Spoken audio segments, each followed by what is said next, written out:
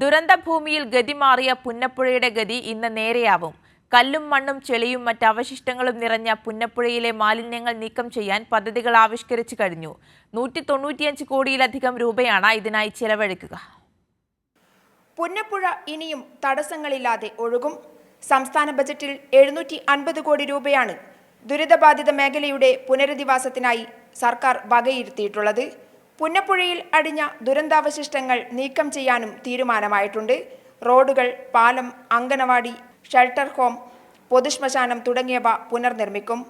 പുന്നപ്പുഴയിലെ അവശിഷ്ടങ്ങൾ നീക്കം ചെയ്യാൻ അനുവദിച്ച 195.55 കോടി രൂപയുടെ പദ്ധതിയിൽ അവശിഷ്ടങ്ങൾ നീക്കി നദിയുടെ ഒഴുക്ക് ശരിയായ ഗതിയിലാക്കുക, നദീതീരത്തേക്കുള്ള ഒഴുക്ക് നിയന്ത്രിക്കൽ, നദിയുടെ പുനരുജ്ജീവനം, തീരത്തെ മണ്ണൊലിപ്പിൽ നിന്നും സംരക്ഷിക്കൽ, നദീതീര സംരക്ഷണം എന്നീ പ്രവർത്തനങ്ങളാണ് ലക്ഷ്യമിടുന്നത്.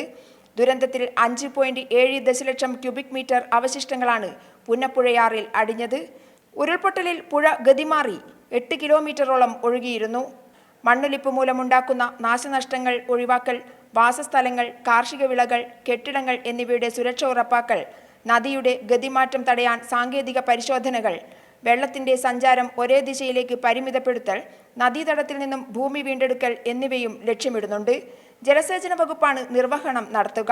അതിതീവ്ര ദുരന്തങ്ങൾ നേരിടുന്ന സംസ്ഥാനങ്ങൾക്ക് കേന്ദ്ര സർക്കാർ അനുവദിക്കുന്ന സാസ്കി ഫണ്ടിൽ നിന്നും 65 കോടി രൂപയും മുഖ്യമന്ത്രിയുടെ ദുരിതാശ്വാസ നിധി, ദുരന്ത നിവാരണ വിഭാഗം എന്നിവയിൽ നിന്നും തുക വിനിയോഗിക്കും.